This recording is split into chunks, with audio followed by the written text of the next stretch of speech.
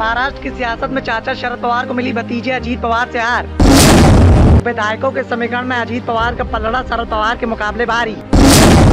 राजनीति के चाणक्य कहे जाने वाले शरद पवार की रणनीति को ध्वस्त करने में कामयाब हो गए अजीत पवार।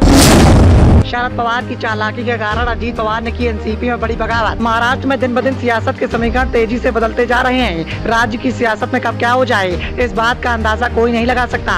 बीते दिनों एनसीपी में बड़ी बगावत कर बीजेपी के डिप्टी सीएम पद पर विराजमान होने वाले अजीत पवार अब महाराष्ट्र की सियासत के सरताज पर राजनीति के चाणक्य कहे जाने वाले शरद पवार को चकमा देते दिखाई दे रहे हैं। शरद पवार को यूं ही राजनीति का चाणक्य नहीं कहा जाता।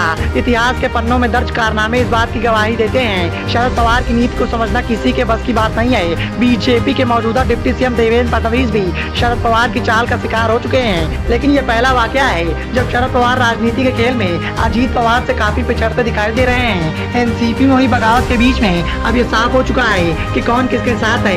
हालांकि 3 विधायकों की राय अभी तक स्पष्ट नहीं हो पाई है कि वो किसके पाले में जाएंगे। दरअसल आज दिल्ली में एनसीपी राष्ट्रीय कार्यकारिणी की बैठक हुई, जिसके बाद ये साफ हो गया कि कौन किसके कुनबे में शामिल है। कितने विधायक चाचा शरद पवार का समर्थन कर रहे हैं तो वहीं कितने विधायक अजीत पवार के कुनबे में शामिल हैं तो वहीं कितने विधायक चाचा शरद पवार का समर्थन कर रहे हैं। एनसीपी में चल रही वर्चस्व की जंग में चाचा शरद पवार भतीजे अजीत पवार के मुकाबले काफी पिछड़ते दिखाई दे रहे हैं। चाचा शरद पवार का समर्थन 18 विधायकों ने किया है तो वहीं अजीत पवार के साथ विधायकों का आंकड़ा बढ़ता हुआ दिखाई दे रहा है। अजीत पवार का समर्थन करने के लिए 32 विधायकों ने समर्थन का बीड़ा उठाया है। बीते दिनों एनसीपी में बड़ी बगावत के बाद अजीत पवार के साथ 8 अन्य विधायकों ने मंत्री पद की शपथ ली थी।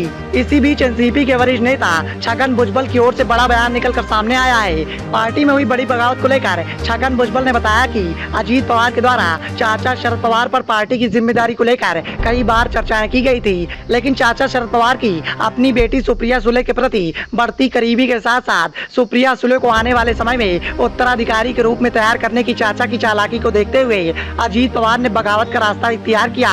और अब आलम यह हो गया है कि अजीत पवार जो कि राजनीति के चाणक्य कहे जाते हैं, एनसीपी में चल रही वर्चस्व की जंग में भतीजे अजीत पवार के मुकाबले काफी पिछड़ते हुए दिखाई दे रहे हैं। अब देखना यह होगा कि लंबे अरसे से राजनीति के खेल में बड़े बदलाव के लिए जाने जाने वाले शरद पवार एनसीपी में चल रही वर्चस्व की जंग में आगे निकलने वाले भतीजे अजीत पवार की चाल को कैसे जवाब देंगे। Bureau report, the noise of India.